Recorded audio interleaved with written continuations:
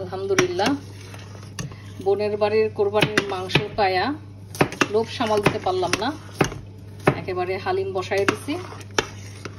মাশাআল্লাহ খুবই ফ্লেভার আসছে হালিমের সাথে। ছেলের বোর খুব মন চেটেছে কষা মাংস, তো গরুর কষা মাংস বসাই দিছে সে নিজে।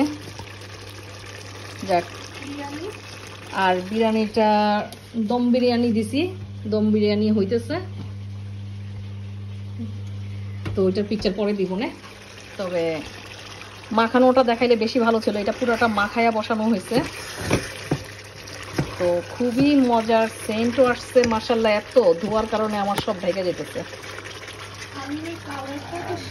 হালিমটার তো বাকিটা আমি আবার ভিডিও করে দিব না, যখন হালিমটা খাবো।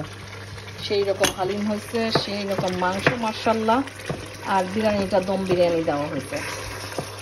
আলহামদুলিল্লাহ সবাই খাবে, সবার যার যার ঘরে, এটা আমি জানি। তারপরও আমি যেটা করলাম, আমি আমারটা ভিডিও পাঠাইলাম।